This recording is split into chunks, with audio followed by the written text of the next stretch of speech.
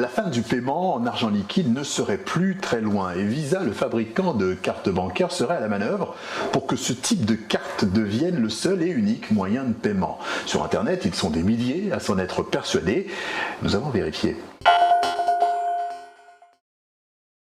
Et au-delà de Visa et des autres fabricants de cartes de paiement, tout le secteur bancaire œuvrerait en quelque sorte en sous-main à la fin de la circulation de l'argent liquide.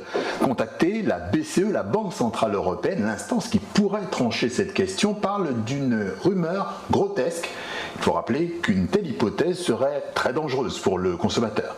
Et si vous n'avez plus d'espèces, vous dépendez totalement, vos transactions, votre vie financière, économique, dépend du système financier. Et vous êtes à la merci d'un bug. Hein, et si jamais à un moment donné, pour une raison ou pour une autre, vous êtes hacké ou vous avez un bug informatique, ben vous n'avez plus d'argent.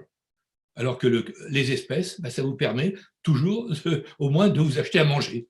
Mais ça ne veut pas dire que la fin de l'argent liquide n'est pas programmée. Des études existent sur le sujet, comme pour rappeler que c'est au fond le sens de l'histoire.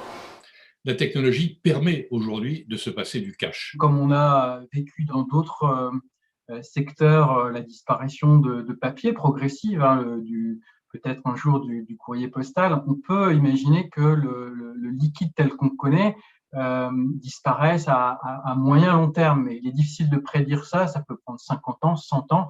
Mais déjà, les grandes entreprises du numérique travaillent d'arrache-pied pour récupérer les données bancaires des particuliers pour à terme faire elles-mêmes de la transaction bancaire.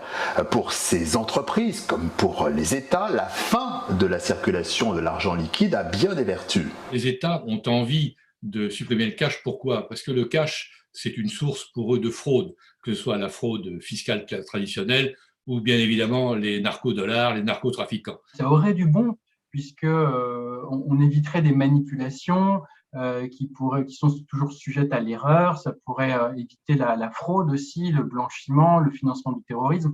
Il y aurait beaucoup de gains. Alors, argent liquide ou dématérialisation de la monnaie, pour l'instant, on est clairement dans un entre-deux. Il y a donc peut-être une solution intermédiaire.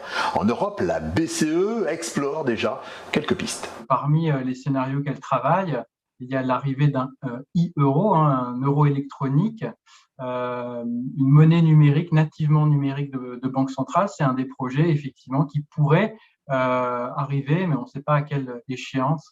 Et en attendant, malgré les manœuvres des uns et des autres, l'argent liquide reste encore une référence, surtout quand vous avez en main des dollars. La devise américaine, elle est acceptée pratiquement partout sur la planète.